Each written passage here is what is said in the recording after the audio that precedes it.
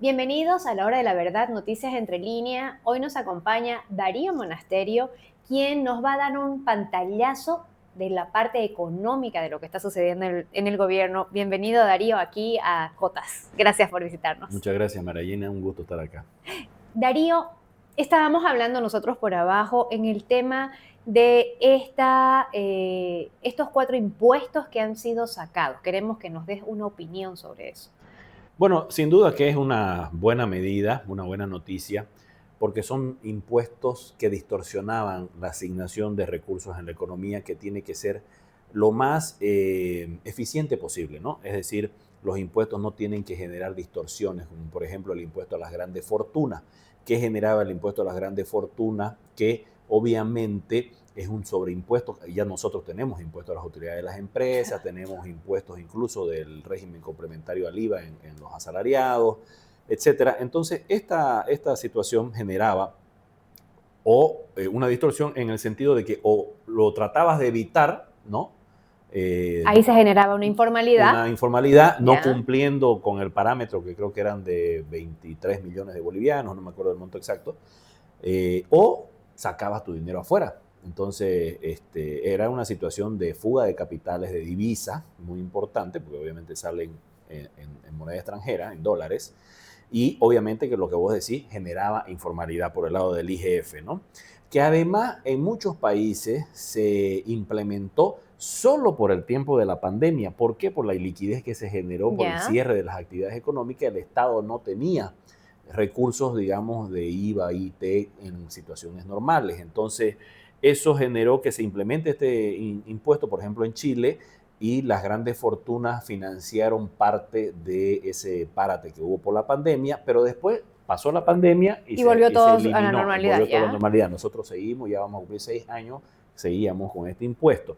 Por un lado. Por el lado del impuesto a las transacciones financieras, lo mismo. Genera, para empezar, que hoy en día no tenemos una libre circulación de dólares en el circuito formal de la economía, Como del se sistema tenía antes, financiero, claro. como tenía antes, que en su momento también, el año 2004, se lo implementó por un periodo de tiempo, se dijo en ese momento, para poder hacer frente a la iliquidez que tenía y al déficit que tenía el Estado en el año 2003-2004, en el gobierno de Carlos Mesa. Y obviamente que también con un incentivo a que se utilice más la moneda nacional Nacional. para poder hacer mayores políticas económicas, como por ejemplo políticas monetarias con tasas de interés, que al final nunca se logró. ¿Por qué? Porque somos un país, y esa era una característica positiva que teníamos, que nosotros podíamos utilizar tanto el dólar como el boliviano libremente. Vos Claro. vas a un país como Chile, Argentina, Brasil, no podés ir con 100, no podés ir con $100 al supermercado o a la gasolinera, como nosotros aquí sí Ah, podíamos. sí, No era, en otros países no es de libre circulación el dólar, que es ya. a lo que más bien quiere llegar Milei hoy en día en Argentina. Entonces, ese impuesto no tiene razón de ser porque no tenemos dólares, más bien lo que queremos es que vuelvan a circular los Claro, dólares y que no hayan impuestos que graben esas transacciones en dólares, más bien que perfecto. sea libre. Eso por un lado también está positivamente, es una buena medida positiva. En el caso de los impuestos a las promociones empresariales y al juego, es un impuesto que generaba mucha extorsión de parte de la autoridad del juego. He tenido la oportunidad de trabajar más de 15 años en empresas privadas que hacíamos campañas de marketing y nunca, pero nunca teníamos el visto bueno de la promoción empresarial. Ya, Siempre le pillaban algo para venir a cobrarte un costo adicional a esas campañas de marketing que son muy positivas no solamente para las empresas, sino claro. también para los consumidores de los productos, ¿no? De eso se trata el marketing. Exactamente, fidelizar y generar beneficios Así es. adicionales a los consumidores. Entonces, son buenas medidas las que se han tomado, eliminar impuestos que son distorsivos en la economía, que obviamente, también lo ha dicho el ministro de Economía, no generan una fuerte recaudación, dan buenas señales, porque también tenemos que llegar, ojalá se pueda llegar, aunque se ha anunciado que no se va a llegar en una primera etapa, a un déficit fiscal cero, Claro. que eso implicaría eliminar o subsidios o eliminar otros impuestos que también están distorsionando la economía. Ahora, ese corte es desde ya. Ya se acabó. Ya Se está acabó. promulgado, ya está, se Sí, acabó. no Ah, hay ya. más estos No impuestos hay más. que generan estas distorsiones. pero obviamente que también necesitamos otras medidas económicas que puedan llegar a tener un impacto, como cualquier campaña de marketing, justamente lo que estamos hablando, necesita ser de impacto De inmediato. inmediato y de un solo tirón, digamos, si se quiere el término, para poder tener un efecto en las expectativas de la gente, porque no solamente se trata de lo cuantitativo, de cuánto es lo que se va a recaudar o no recaudar, sino de las señales que se puedan dar en una economía para que las inversiones aumenten y vuelva a crecer la economía. Claro, al cortar este tipo de impuestos, lo que estamos tratando es, lo que está tratando el gobierno, y yo lo puedo leer, es que vengan nuevamente las inversiones sin asustarse. Ya, eso por un lado es una medida. La otra medida que nos gustaría entender es el tema del recorte del gabinete. Hemos tenido una disminución de ministerios. ¿Eso ayuda? ¿Cómo nos ayuda? ¿Cómo lo ves? Bueno, hay varios ítems en el presupuesto general del Estado del 2025, digamos, porque todavía se va a reformular el 2026. Ya, En el 2025 nosotros, el año pasado se presentó, el anterior gobierno lo presentó con un déficit fiscal del 10%. Entre los principales ítems de gasto que se tienen, obviamente que está el subsidio a los combustibles, que ya. genera prácticamente 2.000 millones de dólares anuales según el presupuesto Déficit de gasto, de gasto, digamos, ¿no? ya. Y que no tiene su correlato en ingresos, digamos, sobre todo hablando de lo que es la renta hidrocarburífera por las malas políticas que se hicieron y no se explotó nuevos hidrocarburos que generaban un ingreso ya sea por exportación de gas o por lo mismo que también sirven para refinar y tener mayor cantidad de combustibles de producción nacional Ya, y no claro. tener que importarlo. Ujú. Entonces, esa situación es uno de los ítems más fuertes, ¿no? Y otro, obviamente, que son los gastos corrientes del Estado, que incluyen sueldos y salarios de un Estado que prácticamente, como dijo el presidente Rodrigo Paz, es un Estado gordo, ¿no? Donde es muy difícil poder tener una eficiencia en la gestión pública con ese aparato tan grande.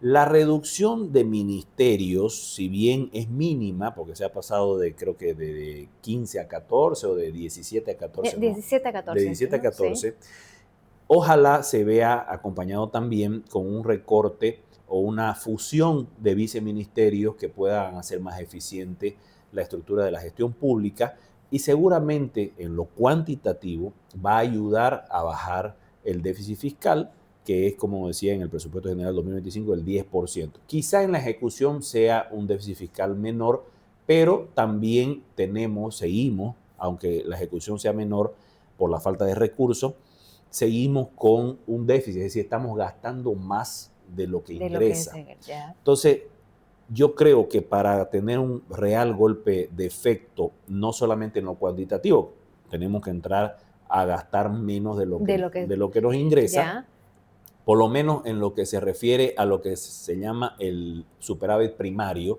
que es descontando los pagos de la deuda, ¿no? ya. Tenemos que tener en la operación, digamos, un ingreso mayor a los gastos y eso va a tener un efecto mucho más fuerte también que la reducción per se de lo que de lo que es la estructura del Estado. Ya. Entonces, no, lo que te quiero decir es, no serviría de mucho reducir ministerios, viceministerios, si no llegamos a cuadrar las cuentas y tener un déficit cero o por lo menos un superávit primario en las cuentas públicas ahora. Entonces, tu percepción es, además de la disminución que ha tenido, hay que ver el tema y analizar bastante fuerte el tema de la subvención. Correcto. Porque es uno de los ítems más fuertes en este momento, en esta coyuntura, ¿no? Entonces, hay que buscar la forma, seguramente el equipo económico del gobierno tendrá los detalles más, con la información más detallada, llegar a entrar en el déficit cero implica no solamente el tema cuantitativo, sino el tema de señales muy fuertes. O sea, no es suficiente con retirar el impuesto a las grandes fortunas para que vuelva la inversión extranjera directa a Bolivia, sino también dar señales muy claras de ir en la dirección correcta hacia un déficit cero, por ejemplo, que Ya. no implica la reducción de la estructura, está muy bien, la eliminación de estos impuestos está muy bien, pero es como que falta el tramo más fuerte para poder llegar a dar esas señales cuantitativas y cualitativas a la economía. No solamente internacional, no, también internamente es muy fuerte el mensaje de poder llegar realmente a concretar estas cosas. Ahora, apartando ya un poquito el tema de las medidas, estamos ahorita en un show mediático entre lo que es el nexo del vicepresidente y el presidente. ¿Vos creés que eso nos va a llegar a afectar económicamente a Bolivia? Sin duda. Sin duda. Tiene un efecto muy fuerte en lo que es la institucionalidad. Ya. El año pasado, el 2024, el premio Nobel se lo dieron a 3 economistas, Acemoglu, Robinson y no me recuerdo el nombre del tercero, que escribieron un libro que se llama ¿Por qué fracasan los países? Ya. Lo principal en el motivo del por qué fracasan los países es la falta de institucionalidad. Las instituciones, la institucionalidad democrática, la institucionalidad política del Estado, etcétera, te da esa certidumbre y ahí fluyen los capitales, fluyen la economía de mercado y están las reglas claras, la seguridad jurídica. Entonces, cuando vos tenés, no voy a entrar a los detalles de la vida privada de cada uno del vicepresidente principalmente, pero sí cuando vos tenés ¿qué se puede decir? Un vicepresidente que está sobrepasándose de sus funciones legislativas, que está claramente establecido en la Constitución, eso, ¿sí? Que es presidente nato de la Asamblea Legislativa Plurinacional. Que nunca ha ido, ¿no? Que no ha ido hasta okay. De viaje. Sí. Bueno, y entrando en temas que salen fuera de la institucionalidad y van a lo que es una democracia que ya nos ha tenido acostumbrados 20 años el más. O sea, estamos como que queriendo seguir en lo mismo. Sí.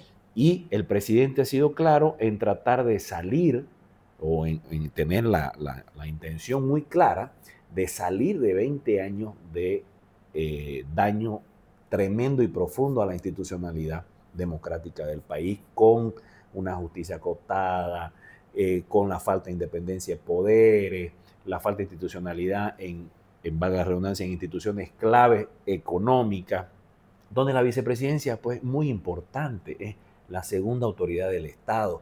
Entonces, si queremos dar señales claras de que vamos por un camino de atracción de inversiones, de inserción de Bolivia al mundo, de una economía donde el Estado no sea un Estado tranca y los emprendedores, que son la mayoría en el país, puedan trabajar con seguridad jurídica, con derechos claros de propiedad, etcétera, esto no ayuda a una institucionalidad que vaya por ese camino.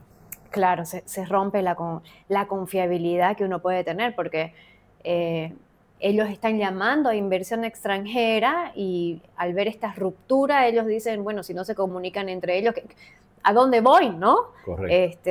No da una confiabilidad.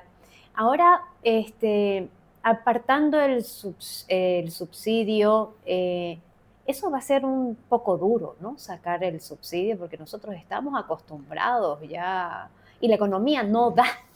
Mira, yo creo que no. Ya. Obviamente hay que tener una focalización del subsidio y tiene que ser gradual. No se puede decir, bueno, el precio internacional es y chau subsidio. No.